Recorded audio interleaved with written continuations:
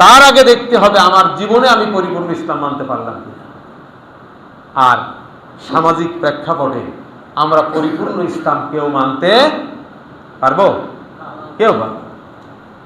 এজন্যে আমাদের এই সমাজ পরিবর্তনের চেষ্টা থাকতে হবে। কোনো মানুষ যদি সমাজ পরিবর্তনের জন্য চেষ্টা না করে আর 100% ইসলাম মানার চেষ্টা করতে করতে আল্লাহর দরবারে চলে যায়, আল্লাহর কাছে জবাবদিহি করতে পারে।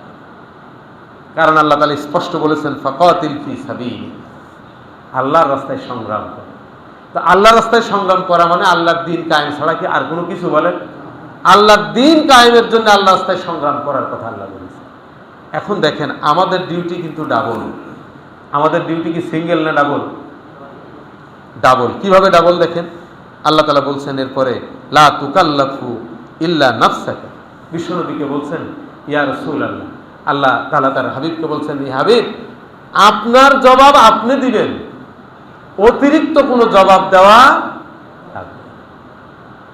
রাসূল নিজের জবাবটা আল্লাহর কাছে দিবেন, নিজের যে দায়িত্ব সে দায়িত্বের কথা তিনি জবাব দেবেন, অন্যেরটা নয়। এরপরে আল্লাহ তাআলা বলছেন, এরপরের বিশ্বনবীকে যে নির্দেশনা দিলেন, ওয়া হাররিদিল মুমিনিন। সুবহানাল্লাহ। ওই যে বলেছি ডাবল দায়িত্ব আমাদের। আল্লাহ বলছেন হাররিদিল মুমিনিন, আর মুমিনদেরকে এই কাজে আপনি উদ্বুদ্ধ করুন। সুবহানাল্লাহ। তাহলে প্রথম অর্ডারটা ছিল কার পরে? রাসূলের পরে। আর সে অর্ডারটা রাসূলের পরে হওয়ার কারণে অটোমেটিক আমাদের হয়েছে নাকি হয়নি? আমাদের হয়ে গেছে। আবার আল্লাহ তাআলা এখানে বলছেন, ওয়া হাররিদিল মুমিনিন, আপনি মুমিনদেরকে উদ্বুদ্ধ করুন। তাহলে আগে অর্ডার করা হয়েছে, পরে উদ্বুদ্ধ করার কথা। তাহলে ডিউটি আমাদের সিঙ্গেল না ডাবল? আমাদের ডাবল। প্রিয় ভাই, এই ডাবল দায়িত্ব যদি আমরা পালন করি তাহলে আমাদের জন্য সুসংবাদ। আর যদি এই দায়িত্ব পালনে ব্যর্থ হই, আমরা যত প্রক্রিয়া যত পলিসি করি না কেন, আল্লাহর দ্বীন সমাজে যতদিন কায়েম না হবে ততদিন পর্যন্ত 100% ইসলাম পালন করতে সমাজের কোনো মানুষ পারবে না। সুতরাং যে মানুষটার মনের আকুতি যে আমি 100% ইসলাম মেনে আল্লাহর দরবারে যেতে চাই, তাহলে তার সামর্থ্যের আলোকে সে চেষ্টা করবে ইসলাম মানতে।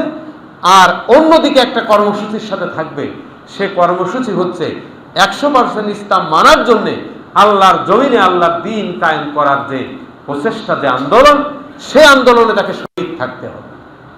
প্রিয় ভাইরা, এরপর আল্লাহ তাআলা বলছেন, আসাল্লাহু আই ইয়াকুফা বাসাল্লাযীনা কাফারু।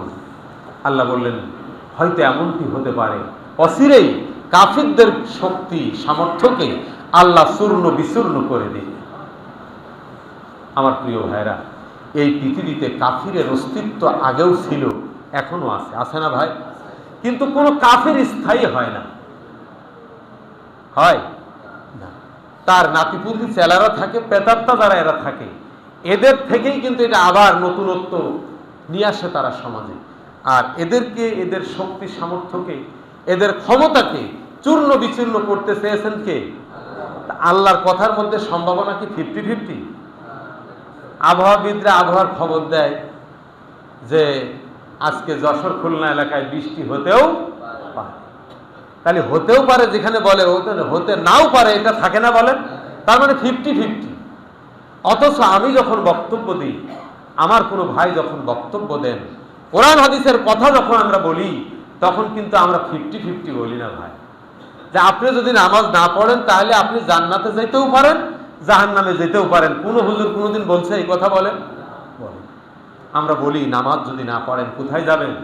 জাহান্নামে যাবেন। নামাজ যদি পারফেক্ট সালাত আপনি আদায় করতে পারেন, আপনার সালাত আপনাকে জান্নাতে নিয়ে যাবে, কোনো সন্দেহ নেই। এরপরে বলেন, আবহাওয়াবিদদের ওই মেসেজের গুরুত্ব পাবলিক যা দেয়, আল্লাহর কোরআনের মেসেজ আমরা যখন দিই, এই মেসেজের গুরুত্ব কি তা দেয়? কথা বলেন না কেন? দেয়। আজকে যদি এখন বলে যে আবহাওয়া খারাপ হবে, আপনারা বাজারঘাট করে 2-4 দিন, 1 সপ্তাহের জন্য বাড়িতে অবস্থান করেন, আমার ভাইরা, নতুনহাট বাজারের দোকানে পণ্য থাকবে? মানে চড়া দাম দিয়ে নিয়ে চলে যাবে। 1 সপ্তাহ বাড়িতে থাকতে হবে। অথচ এই 1 সপ্তাহের মধ্যে যদি আবহাওয়া খারাপ হয়, আমার উপরে যত বিপদ আপদ আসুক, আমি হয়তো মৃত্যুবরণ করব, এরপরে কি আর কিছু আছে নাকি? বলেন, কিছু নেই। আপনি মৃত্যুর ভয়ে এই প্রস্তুতি নিতে পারলেন, অথচ মৃত্যু পরবর্তী জীবনে আপনার কি হবে তা আপনি ভাবলেন। মৃত্যুবরণ তো করতেই হবে। আমি অ্যাক্সিডেন্ট করি আর স্বাভাবিক মৃত্যুবরণ করি, আমার মৃত্যু 10 দিন পরে হোক আর 10 বছর পরে হোক, হবে না হবে না বলেন তো? মৃত্যু তো হবেই। সে মৃত্যুর ভয়ে আমি দুনিয়ার জীবনকে আরো সুন্দর করে আঁকড়িয়ে ধরলাম। কিন্তু মৃত্যু পরবর্তী জীবনে আল্লাহ তাআলা বলছেন ওয়াল আখিরাতু খায়রু ওয়া আবকা, আখিরাতের জীবন হচ্ছে শুধু ভালো তা না, ওটা স্থায়ী। আমি যেমন এখানে জুমার দায়িত্ব পালন করি, এই দায়িত্ব আমার থাকতেও পারে নাও পারে। আমি চাকরি করি এক জায়গায়, সেখানে চাকরি থাকতেও পারে নাও পারে। 60 বছর বয়স হলে কি আমার মেহমানদারি করবে সরকার? আর 1 ঘন্টা কেন 1 মিনিটের জন্য করবে না। কারণ যে সফটওয়্যার থেকে আমার বেতন আসে, সেই সফটওয়্যারে আমার জন্ম তারিখ দেওয়া আছে। যেদিন আমার জন্ম তারিখ 60 বছর পূর্ণ হবে আমার বয়স, পরের দিন অটোমেটিক সেখান থেকে আমার নামটা কি হয়ে যাবে? কর্তন হয়ে যাবে, আর বেতন আসবে না। কর্তৃপক্ষ আমার পরে খুশি থাকার বেজার থাকবে, বেতন আমার আর আসবে না। তাহলে এই 60 বছরের জন্য আমি যত মেহনত করি, আমার আখিরাতের জীবনে সুফল আর কুফল যেটাই হোক না কেন, শেষ কি হবে কোনোদিন? জান্নাতে যদি যেতে পারি, জান্নাত থেকে বের হব না। জাহান্নামে যদি চলে যাই, সেখান থেকে বের হওয়ার সুযোগও নাই। সুতরাং সেই জীবনের সফলতা আর বিফলতার জন্য আমরা কে কতটুকু প্রস্তুতি নিয়েছি সেটা আমাদের ভাববার বিষয়। আর যে শক্তি আমাদেরকে চোখ রাঙায় আমাদের দিকে, আল্লাহর দ্বীন কায়েমের জন্য যারা বিরোধিতা করে, আল্লাহর দ্বীন প্রতিষ্ঠার কাজ করতে দেয় না, আমরা দেখেছি অতীতের ইতিহাস, বর্তমান ইতিহাস, সব ইতিহাসেই আল্লাহ বলছেন সূরা আস-সাফের মধ্যে আল্লাহ তাআলা বলছেন ইউরিদুনা লিইউতফিউ নূরাল্লাহি বিআফওয়াহিহিম ওয়াল্লাহু মুতিম্মু নূরিহি ওয়ালাউ কারিহাল মুশরিকুন। আল্লাহ বলছেন যে কাফিররা চায়, কারা চায়? কাফিররা চায় তাদের মুখের ফুৎকারে আমার আলো, আমার জ্যোতি, আমার বাতিকে নিভিয়ে দিতে। কাফিররা চায় আল্লাহর নূরকে নির্বাপিত করতে।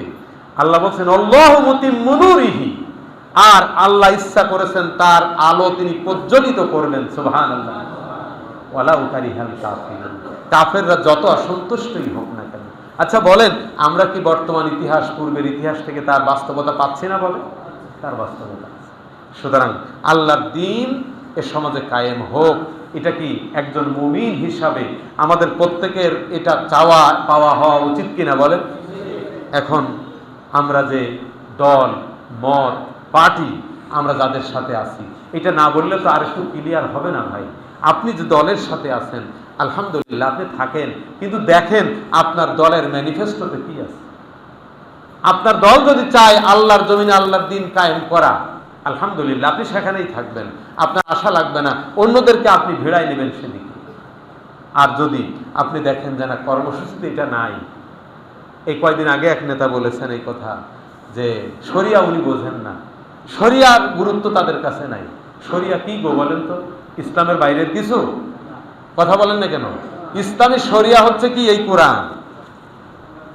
তো কোরআন যদি আমি না বুঝি, আর ইসলামী শরিয়া কোরআনের গুরুত্ব আমার কাছে না থাকে, আর সেই নেতার সাথে যদি আমার উঠা বসা লেনদেন হয়, তার সাথে আমার মুআমেলাত হয়, সে নিজে যাবে যেখানে, আমাকে নেবেও সেখানে। আমার